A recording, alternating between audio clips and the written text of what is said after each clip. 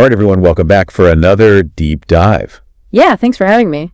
Today, we are taking on the UPSC interview. All right. Specifically, we'll be looking at UPSC interview confidence, mastering the questions, which, this is kind of like the summit, right? For anybody going through the UPSC journey. Yeah. You've done prelims, you've done mains, and now this is the last big hurdle. Right.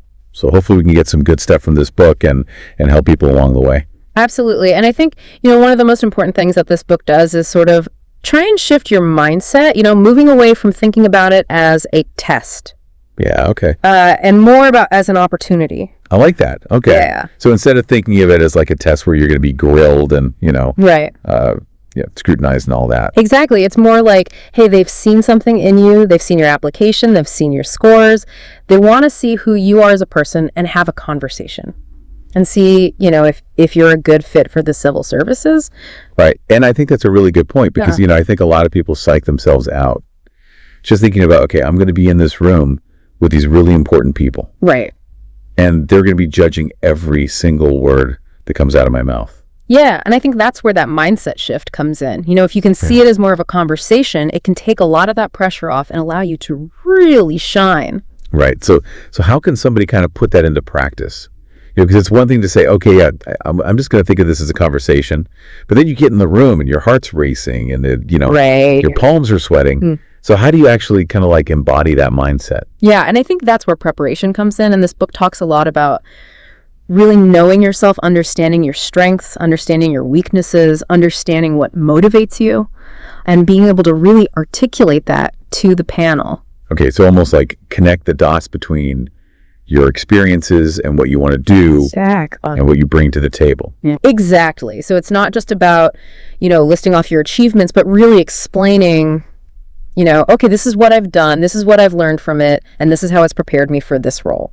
Yeah, give me an example. Like how would you put that into practice with a specific question? Sure. So let's say they ask you about a time that you failed. A lot of people might just describe the event and what happened. But if you can talk about what you learned from that failure and how it motivated you to do better, then you're showing them that you're resilient, that you're self-aware. And those are really important qualities for a civil servant.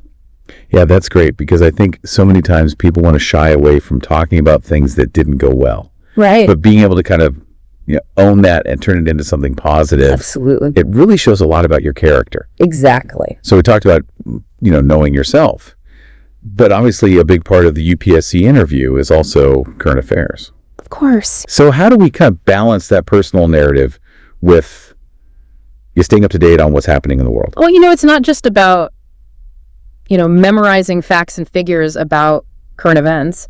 It's about being able to connect your understanding of these events to, the field that you're going into, or even your own personal experiences. So like if they were to ask me about, I don't know, a recent policy change or something, I wouldn't just kind of like summarize what happened. I would actually try to connect it to my field or my experiences. Exactly. Show them that you can analyze it, that you can critically assess it, that you understand the complexities of the issue. Right. It's about like taking it a step further than just surface level knowledge. Exactly. And that really demonstrates a deeper level of understanding. Okay, cool. So we've talked about, kind of like the content, but I also think a big part of confidence is communication. Absolutely. Like it's not just what you say, but how you say it. You can have all the knowledge in the world, but if you can't communicate it effectively, then it's not going to come across. Yeah, exactly. Yeah. So how do we kind of like, work on that communication aspect of confidence? Well, it's about being clear and concise in your answers. It's about using body language to your advantage. Making eye contact, sitting up straight, having a genuine smile. All of these things contribute to how you come across to the panel. Right. And so much of that is just like practice, right? Yeah. Like just getting used to talking about these things out loud. Absolutely. And, the more you practice, the more comfortable you'll become. And the more confident you'll sound. Right. And one thing that I always get nervous about is like the unexpected questions. Yeah. The ones that you just can't really prepare for. Right. So what advice does the book have for dealing with those curveball questions? Well, it's about staying calm under pressure. It's about taking a breath, acknowledging the question, and then really thinking about how you want to answer it. So don't just like blurt out the first thing that comes to mind. Exactly. Actually take a second to process. Exactly. And the panel understands that you can't know everything. What they're really looking for is how you think, how you analyze a situation, and how you communicate your thoughts. So really it's just about like showcasing your analytical skills even if you don't know the exact answer. Exactly. And I think that's something that people often forget. They get so caught up in, trying to have the perfect answer that they forget to just show the panel how they think. Right. So it's more about the process and the outcome. Exactly. Okay. That's really helpful. So just to kind of recap, we talked about mindset preparation, self-awareness, current affairs, and communication. Any final thoughts that you want to leave our listeners with as they embark on this final stage of their UPSC journey? Yeah. I would say think about how you can use your unique experiences and your own perspectives to not just answer the questions, but to actually have a conversation with the panel. Because at the end of the day, your individuality is your greatest asset. So let that shine through. Yeah, that's awesome. So we hope this deep dive has given you some insights and some confidence as you go into your UPSC interviews. And remember, you've come this far, you've worked really hard, so you've got this.